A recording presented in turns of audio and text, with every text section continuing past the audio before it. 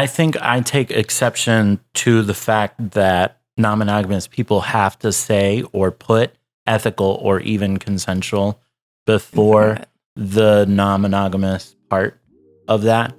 And I think that it almost reinforces a little bit the heteronormative culture that prescribes monogamy as the only right option, as the only ethical option.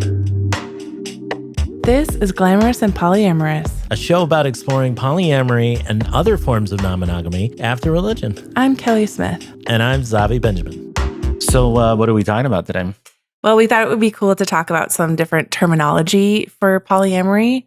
We're not experts at it, but we wanted to just go over some terms that are basic that most people might not know for beginners, and just to kind of give a brief overview of the different phrases that people use to describe polyamory and different styles of relationship styles.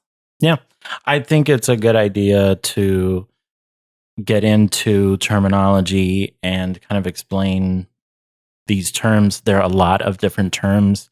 There's a lot that are used in the polyamory community. And so, yeah, I did think that it was a great idea to kind of go over some of those initial terms, define them. Also, give us an opportunity to maybe give our own opinions on some of these terms and how they're used within the community.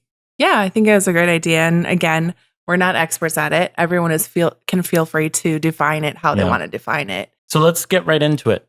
What's the first term that we're defining? I feel like we should define the difference between non-monogamy and polyamory.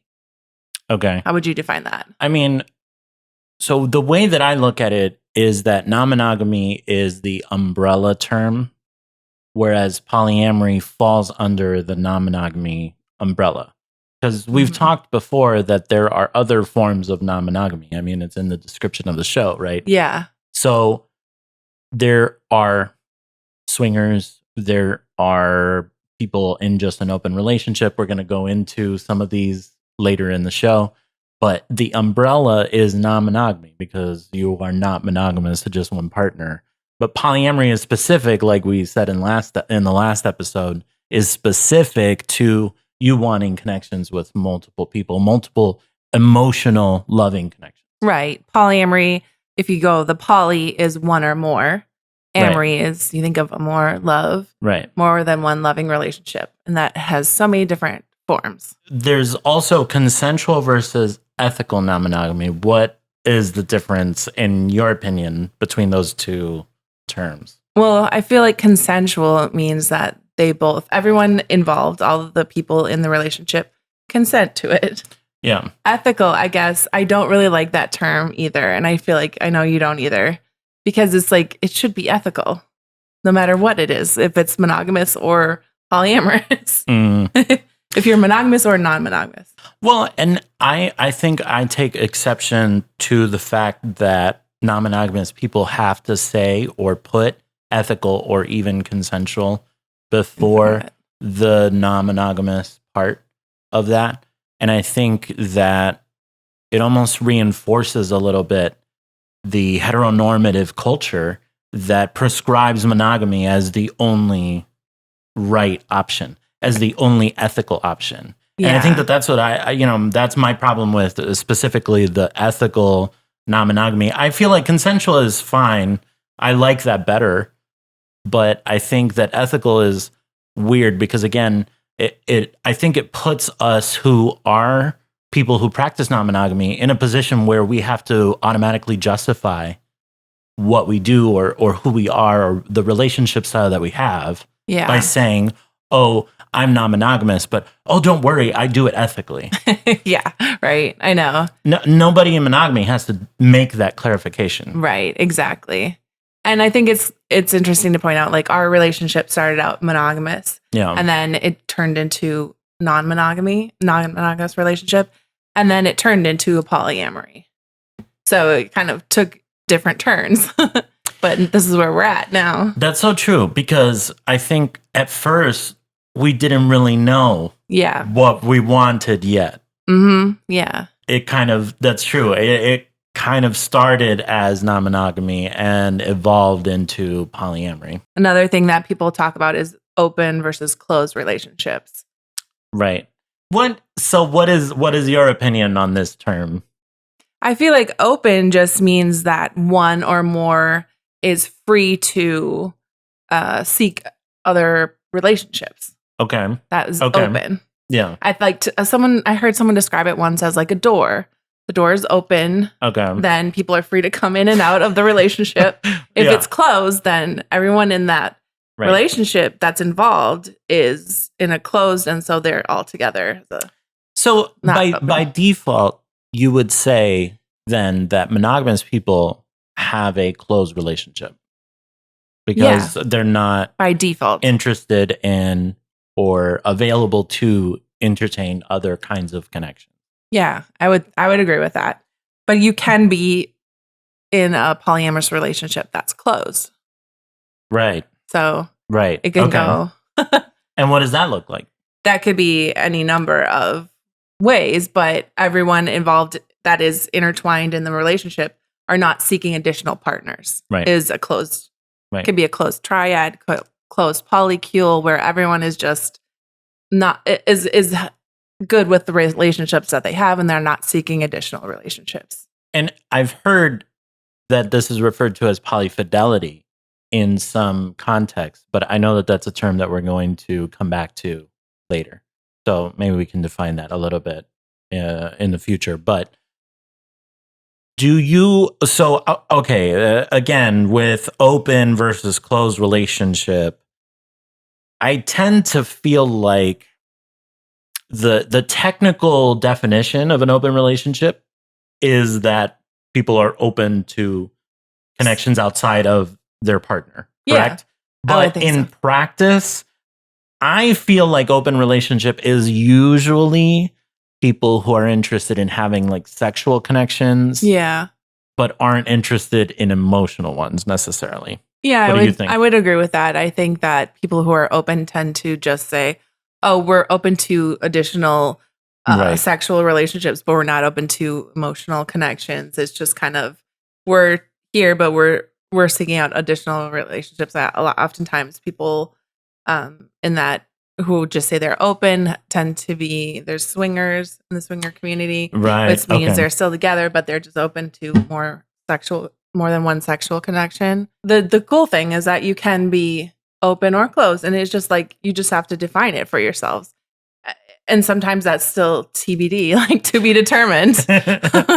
Yeah, I think that's an interesting thing about a lot of these terms and a lot of the things that we'll cover in this episode is that everyone seems to have their own definition of a lot of these words. Yeah. And I think that that's also why we kind of gave that disclaimer at the beginning of everybody kind of has their own definition for certain words. And that's why I say about the open versus closed, because in my personal experience, I've felt like the people who often tell me, oh, we have an open relationship is usually that they're open to sexual connections, but they are usually very closed off to the idea of developing any feelings.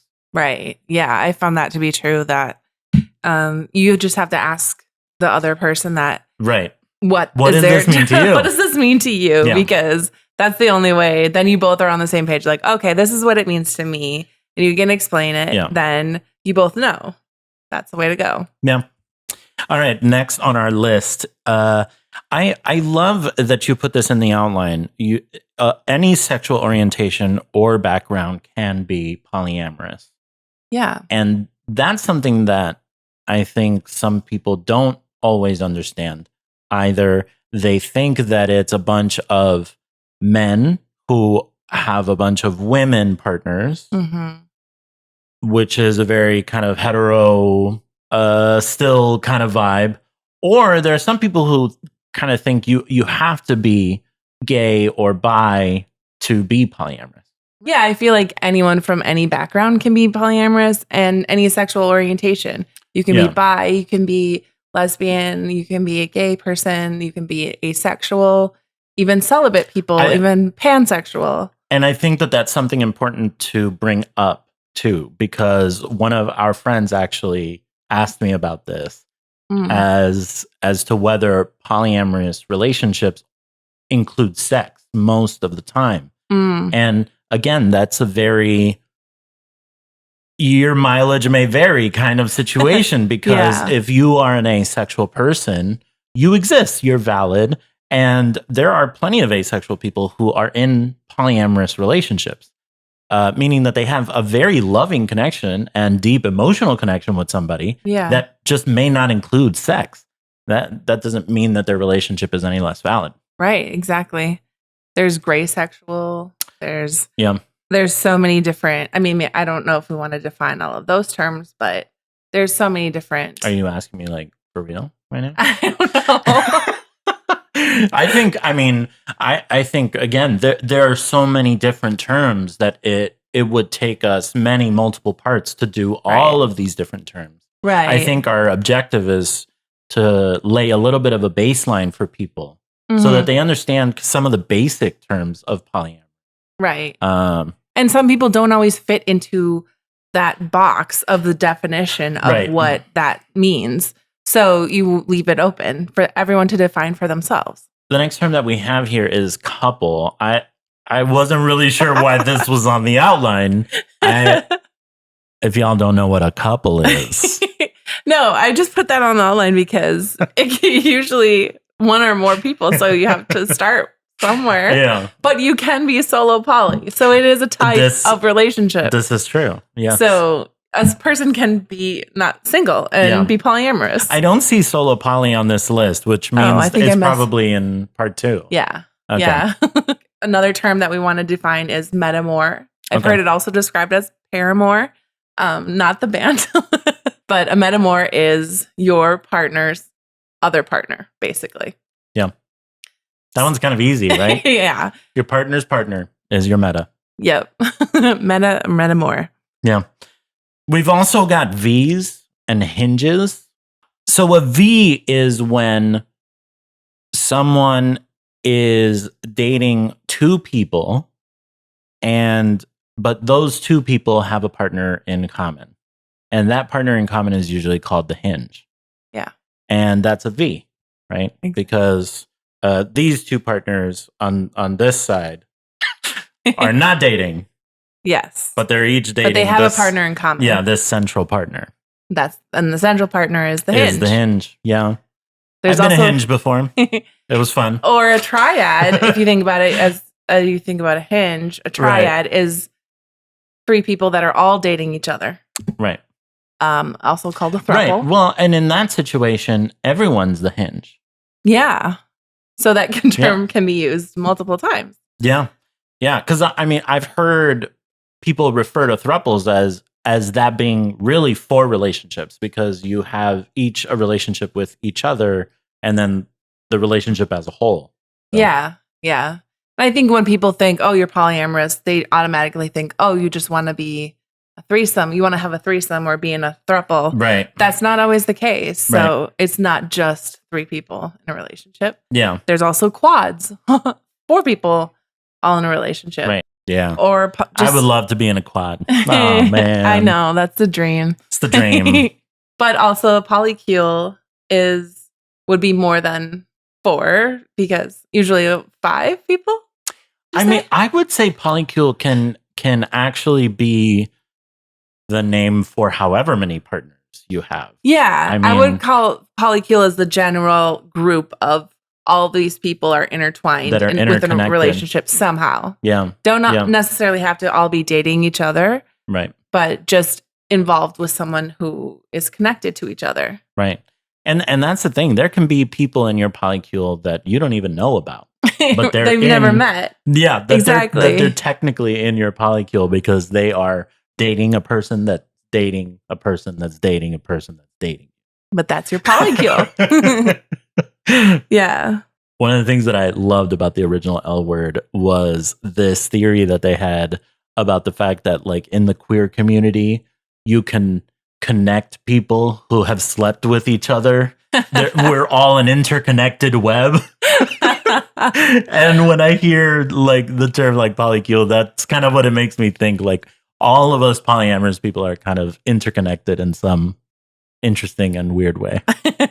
What about polyfidelity? We kind of talked a little bit about this earlier. What does that mean? So I've heard of polyfidelity as just meaning the polycule is closed. So they're not open. No one in that polycule is open to seeking other relationships. Yeah, new partners. Another term that is on our list that I really wanted to include in our show was ambyamory. And this is a new term that I felt like more people are using. In fact, I think I just heard it talked about on Multiamory's Instagram a few days ago. Ambyamory is the idea that someone is comfortable with both a monogamous or a polyamorous relationship. Okay, I've seen that as maybe one person is monogamous and one person is polyamorous in the relationship. Do you think that's the same thing? Not necessarily, because I think that's more a mono-poly kind of dynamic, and I think we might get to that in a different episode. But ambiamorous, again, means that the person is okay either being in a monogamous relationship or a polyamorous relationship. And I think it's really cool that vocabulary can do this and get us terms that identify with what we feel on the inside. Because I think while I consider myself someone who, at least for the foreseeable future, couldn't see being or wanting to be in a monogamous relationship again, I think it's amazing for people who feel like, oh, I'm actually comfortable with both of these different options depending on the person. Right. And it depends on how you feel at that time. Right. It can change. It can develop over time. Sometimes you might feel I'm polyamorous, but then sometimes you might be in a relationship where you're like, okay, I'm okay with this being monogamous. Right. I like that term. Yeah. And I think what's also interesting about it is technically sometimes you are ambiamorous by circumstance, right?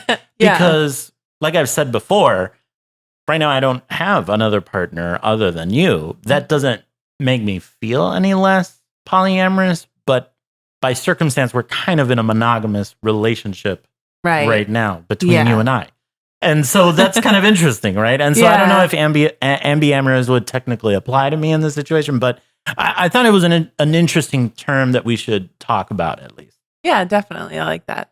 We've gone over a few terms so far, but there's so many more to cover. I think we should probably do a part 2 for that. I definitely think so. We've definitely got enough terms for a part 2, maybe even a part 3. Right. If you have any questions on any of these terms, if you are like, wow, there's this basic ass term that we forgot. They did not cover it. That could happen. Please let us know. hello@glampolyam.com. Thank you so much for listening. If you haven't already, please subscribe. Follow us everywhere. What is our username on the internet, Kel? They can find us at Glam Polyam on Instagram, TikTok, YouTube. Yeah. All the places. Yep. So find us there. Thank you so much for listening. Bye. Bye.